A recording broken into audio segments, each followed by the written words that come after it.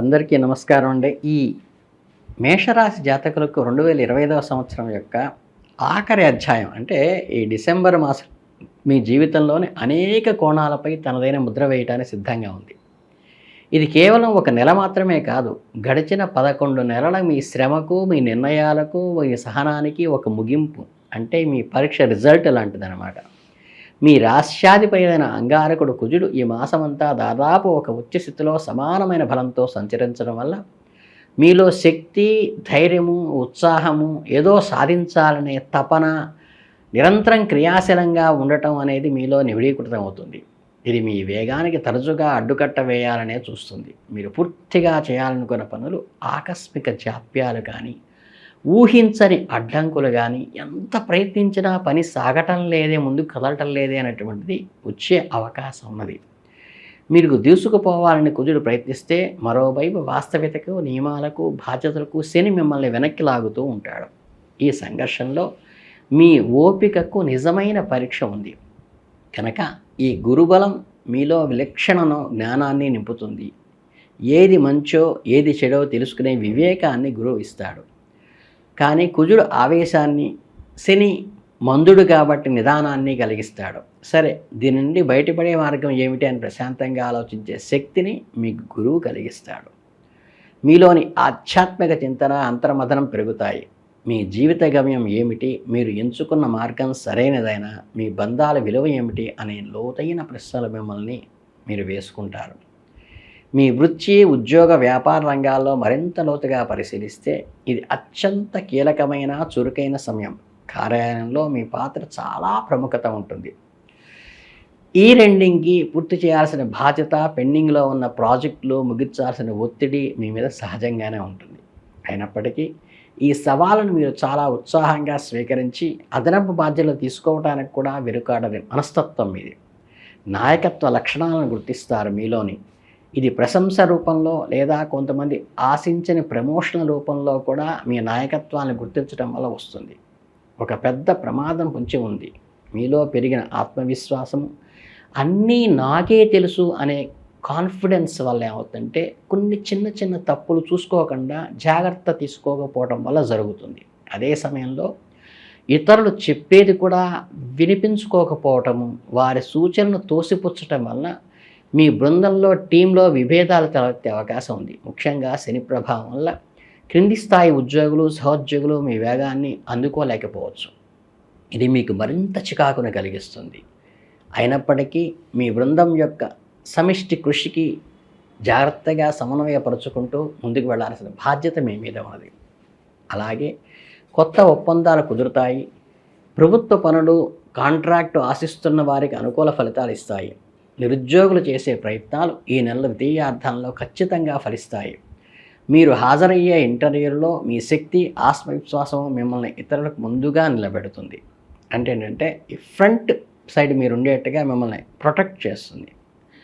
అలాగే ధన ప్రవాహం బలంగా, సంతృప్తికరంగా ఉంటుంది. వృత్తిపరమైన విషయాలు, వ్యాపార లాభాలు మీ జీవితంలో, ఖాతాలో మరింత బలాన్ని చేకూరుస్తాయి. అంటే మీకు గొప్ప ఉపశమనాన్ని కలిగిస్తుంది. అయితే ఈ మాసంలో ఖర్చులు కూడా నిలయంగా ఉంటుంది. అంటే పండుగల సమయంలో, నూతన సంవత్సర వేడుకల సమయం కావటం వల్ల మీ చేతికి ఎంత వేగంగా డబ్బు వస్తుందో అంతే వేగంగా డబ్బు ఖర్చు అయిపోతూ ఉంటుంది. కనుక కొంచెం సమయం పాటించి ఈ ఫైనాన్షియల్ మేనేజ్మెంట్ చేసుకుంటూ అవసరం ఏది అని జాగ్రత్తగా గమనించి మీరు ఖర్చు పెట్టాల్సిన అవసరం ఉంటుంది. అంటే ఆర్థిక క్రమశిక్షణ పాటించడం చాలా ముఖ్యం.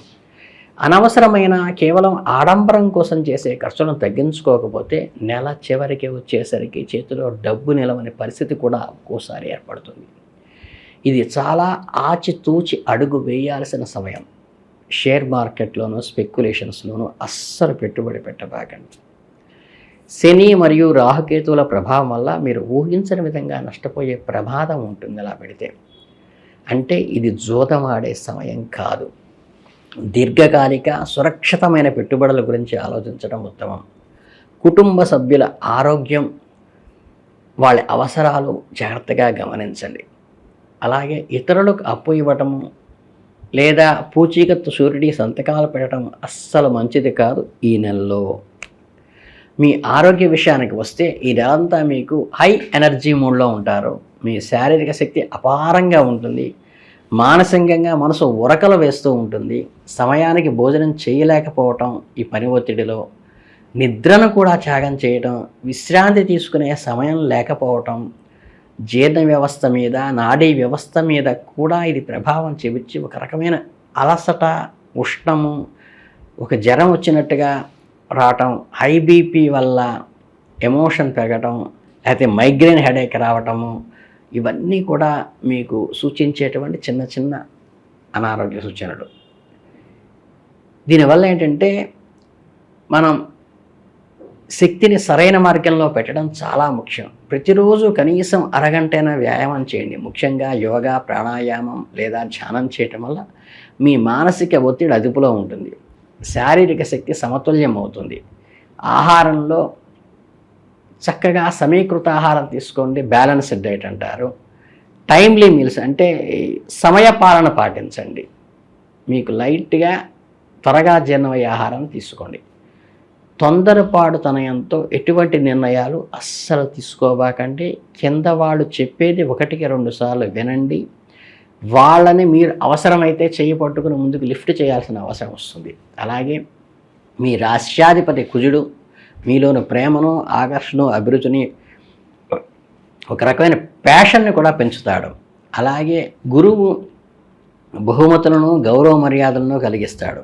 అలాగే మీ ప్రవర్తనలో మీ పని ఒత్తిడిని, చికాకును ఇంటికి తీసుకురాకుండా మీ భాగస్వామిపై, కుటుంబ సభ్యులపై అనవసరంగా కోప్పడకుండా ఆఫీసు విషయాలు డోరు బయటే వదిలేసి ప్రశాంతమైన మనసుతో ఒక్క ప్రాణాయామం చేసుకుని ఇంట్లోకి అడుగు పెట్టండి. అలాగే మీ ఈగోకి ఆఫీస్లో ఫీల్ కాపాకండి. దానివల్ల మీకు చిన్న చిన్న ఇబ్బందులు దానివల్ల ఎదురయ్యే అవకాశం ఉంది కనుక.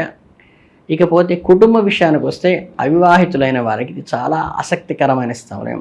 స్నేహితుల ద్వారా, శుభకార్యాల ద్వారా లేదా కార్యాలయంలో కొత్త పరిచయాలు ఏర్పడడం ద్వారా తక్షణమే బలంగా ఆకర్షితులయ్యే అవకాశం ఉంది.